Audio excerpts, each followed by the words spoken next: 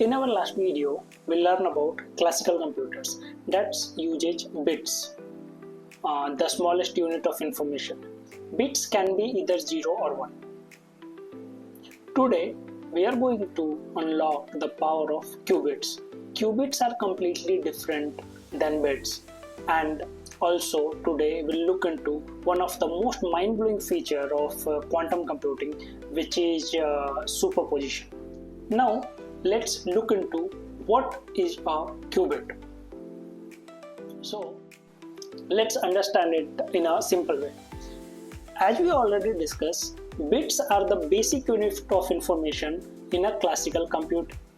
Exactly similar way, qubits are the basic unit of any quantum information, but it is far more powerful than a bits. Where bits are limited to only 0 and 1s, the qubits can hold multiple states at the same time until we measure it. So, if we discuss physically, a qubit can be built in different ways by using superconducting circuits, trapped ions, or even photons.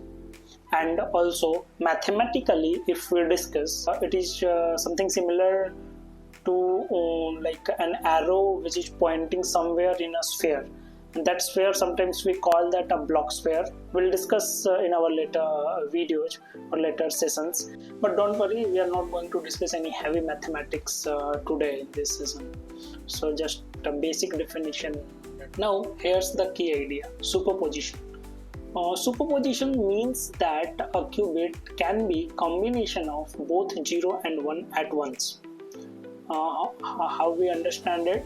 So for this, let's do an exercise from our primary school, like pick a coin and toss it in the air and let it down flatly down to the ground. So it either comes head or tail.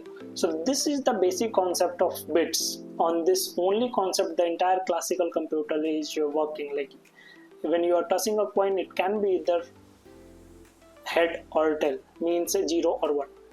Now, what happens if we are tossing a coin and it is still in the air? So it is holding the probability of both head or tail at the same time. It laying down to the ground, we don't know it comes head or tail. So until we measure it, this probability, there is a 50-50 probability of both head and tail, and the same concept we implement in the qubit as well. So a qubit can be either 0 or 1, means a qubit can be either head or tail at same time until we measure it. But why it is so important, the superposition and qubits? So, superposition allows quantum computers to process multiple probability at the same time. In our classical computers, we were doing one possibility, either head or tail, at one time. But in quantum computer, there is no such things. We are processing multiple probability at the same time. A quantum computer can explore many paths parallelly, that giving it a huge advantage for certain problems. From searching massive data sets to simulating the molecules, superposition is one of the major features that quantum computer makes outperform over the classical ones. One of the most way to picture a qubit is with a block sphere. Suppose in a block sphere, North Pole is 0 and the South Pole is 1. So a classical bit can live at any one of the poles at a time. Either it has 0 or 1, so it is on North Pole or South Pole. But the qubits can have the endless possibility in combination of 0 and 1, and it can occur in anywhere in that block sphere. That's the true power of quantum information. So to recap this session, qubits are the basic building block of quantum information.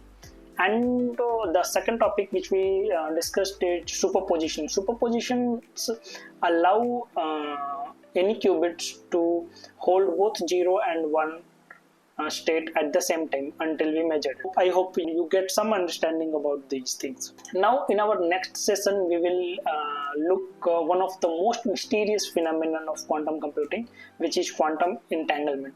Hope you enjoyed this video. If you have any query or suggestion regarding this, please leave it in the comment section. You can also find me over my Twitter handle @AVI Tech Support, or you can directly email me at wdavinas@gmail.com. Also, please don't forget to like and subscribe this channel and press the bell icon to get regular updates. Thank you so much again to being with me, and see you in the